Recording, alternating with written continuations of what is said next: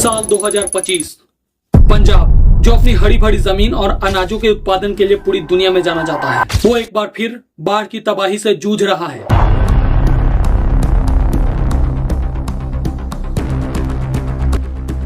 लेकिन ये बाढ़ केवल एक प्राकृतिक आपदा नहीं, बल्कि हम इंसानों की नाकामियां और हमारी विकास नीतियों की कमजोरी का आईना है। लेकिन दोस्तों, पंजाब में ये बाढ़ पहली बार नहीं है, बल्कि कुछ ऐसा ही ठीक साल 1955, 1988 और 2019 में भी देखने को मिला था। अगर हम बात करें साल 1955 की, उस समय लगभग 6,27,000 घरों को नुकसान पहुंचा था और जो घरे रावी, सतलज और गंधर नदी के किनारे थी, वो पूरी तरह से तबाह हो गई। लेकिन इसमें सिर्फ पब्लिक ही नहीं, बल्कि सरकारी चीजों का भी क्षतिग्रहण हुआ था, जैसे रेल, सड़क और बुनियादी ढांचे भी पूरी तरह से प्रभावित हुए थे। लेकिन हुआ क्या? कुछ नहीं।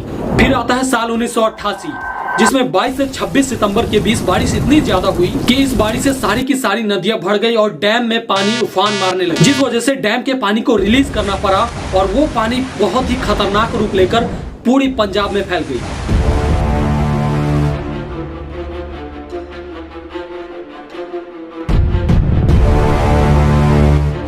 जिसकी वजह से सिर्फ पंजाब में पूरे 9,000 गांव इफेक्ट हुए थे और टोटल 2,500 गांव डूब चुकी थी। साथ ही इस बाढ़ में 74,000 टन खाने पीने की चीजें पानी में बह गई। यहाँ तक कि पंजाब के बड़े बड़े शहर लुधियाना, जालंधर में आने जाने की रास्ता पूरी तरह से ठप हो गई, जिस वजह से भारतीय सेना को राहत और बचाव कार्य के लिए बीच में आनी पड़ी थी। और इस बाढ़ में दोस्तों टोटल 34 लाख लोग प्रभावित हुए थे, जिसमें 535 लोग अपनी जान गंवा चुके थे और 1,400 लोग लापता रहे। अब ठीक साल 2019 का भी मौसम ऐसा ही रहा, क्योंकि अगस्त के महीने में हिमाचल प्रदेश के अंदर इतनी ज्यादा बारिश हुई कि भाखड़ा नंगल डैम है ना, पानी से पूरी तरह भर गई थी और अगर इस डैम को खोला नहीं जाता तो पूरा का पूरा डैम ही टूटने का खतरा था। और इसमें पानी का स्तर 1681 फीट तक बढ़ गया था, जो कि सुरक्षित सीमा से बहुत ज्यादा था। इस वजह से पानी को रिलीज करना पड़ा और हुआ क्या, इस पानी की वजह से सारी की सारी नदियां भर गई और 300 से ज्यादा गांव इफेक्ट हुए। लेकिन ज्यादा घाटा सतलुज नदी की बांध टूटने की वजह से हुई, क्योंकि इसके टूटने से 57 गाँव डूब गए और पानी 45 फीट गहरी और 175 फीट चौड़ी होकर बह रही थी,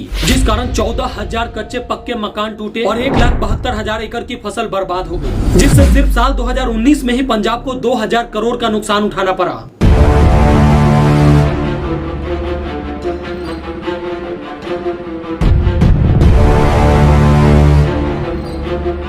पंजाब में बाढ़ का इतिहास बहुत ज्यादा पुराना है। साल 1955 से 2019 की बात करें तो 1,500 गांव डूब चुकी थी, लाखों लोग बेघर हो चुके थे और 2019 में सतलुज नदी ने जो तूफान मचाया था उसे कोई भूल नहीं सकता। लेकिन दोस्तों, आपने कभी सोचा कि आखिर इस बाढ़ का कारण क्या रहा होगा? पहला रीजन हमें आता है प्राकृतिक, क्योंकि जब भी कभी नॉर्मल बारिश से 40% अधिक बारिश हुई तब पंजाब में बाढ़ आ जाती थी। और दूसरा कारण ये रहा कि नदियों का जल स्तर लगातार बढ़ता रहा। जबकि तीसरा कारण सरकारों की देन है, क्योंकि बांध और नहरों की स्थिति बिल्कुल ठीक नहीं थी। जगह जगह पर मिट्टी की रुकावटें और टूटी हुई बांधें, साथ ही अवैध निर्माण और नगरों का शहरीकरण, क्योंकि इससे नालों और जल निकासी के रास्तों पर बांध लग गया था। लेकिन 2025 की बाढ़ ने पंजाब के जीवन को पूरी तरह से बदल दिया है। अब बात करते हैं कि आखिर इस बाढ़ का पंजाब पे क्या असर पड़ा। धान और मक्के की फसल पूरी तरह से बर्बाद हो गई, जिससे लाखों किसानों की कमाई खत्म हो गई और इस बाढ़ में ओवरऑल टोटल 4,000 करोड़ का नुकसान उठाना पड़ा है। साथ ही 15 लाख लोग बेघर हुए हैं। उनके पास नहीं रहने के लिए जगह है और न ही सर छुपाने के लिए छत, जिस कारण मजबूरी में ही उन्हें पानी के अंदर रहना पड़ रहा है और उन तक अभी भी कोई राहत सामग्री नहीं पहुंची। यहाँ तक कि केंद्र की सरकार भी बिहार के इलेक्शन में व्यस्त है। इसी पर नेता प्रतिपक्ष राहुल गांधी के बयान आया कि सरकार को जल्द से जल्द पंजाब के लिए राहत पैकेज का ऐलान करना चाहिए और तुरंत उन लोगों के पास राहत सामग्री पहुंचाना चाहिए। और अगर ऐसा नहीं हुआ तो उनके ऊपर एक और बड़ा खतरा आ सकता है, स्वास्थ्य का खतरा।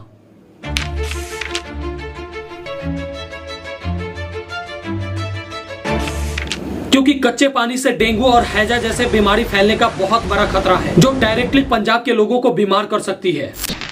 एक और खतरा, शिक्षा और स्कूल पूरी तरह से ठप हो चुकी है, जिससे छात्रों का सेशन लेट हो सकता है और मजबूरी में उन्हें प्रमोट किया जाएगा। लेकिन दोस्तों, इस हाल में भी पंजाब के लोगों ने अपनी हिम्मत नहीं हारी। लोग इतने डरे सहमे हुए। Punjab is facing sea floods in Punjab has The food basket of India is sinking. Punjab में इस साल आई बाढ़ ने तबाही मचा दी।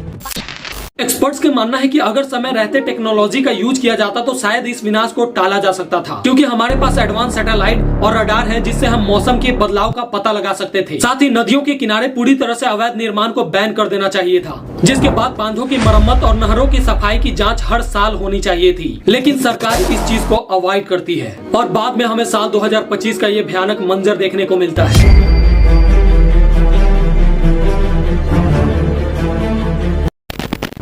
लेकिन अब हमें क्या करना चाहिए? अब सरकार को तुरंत इस पर नजर डालनी चाहिए और राहत सामग्री जितनी जल्द से जल्द हो सके उनके पास पहुंचानी चाहिए, क्योंकि इस मुश्किल हालत में पंजाब के लोग अकेले नहीं हैं, बल्कि बहुत सारे ऐसे लोग और संगठन हैं जो उनकी मदद के लिए आगे आ रहे हैं और सरकार को भी ठीक इसी तरह मदद के लिए आगे आनी चाहिए। साथ ही हर साल मजबूत नहर और नहरों की प्रणाली को अच्छी तरह से बनाना चाहिए। साथ ही नदी नहर के आसपास रहने वाले लोगों के पास हर समय मोबाइल पर अलर्ट जाना चाहिए कि हाँ, अभी पानी की ऊंचाई कितनी तक पहुंची है, और अवैध कब्जे को हटाकर ड्रेनेज सिस्टम ठीक करनी चाहिए। और अगली बार इस तरह की तराही रोकने के लिए हमें नहरों और डैम के आसपास बड़े बड़े पेड़ लगाने चाहिए। साथ ही क्लाइमेट मॉनिटरिंग भी करनी चाहिए, तब जाकर हम भविष्य में इस तरह की जल प्रलय से बच सकते हैं, क्योंकि लगातार बढ़ रही ग्लोबल वार्मिंग की वजह से ग्लेशियर पिघल रहे हैं और इस बात को ध्यान में रखते हुए हमें आगे आने वाले कदम को उठानी चाहिए। नहीं तो हम मानते हैं कि पानी जीवन है, लेकिन ये जीवन छीन भी सकती है। तब तक के लिए चलता हूँ। जय हिंद।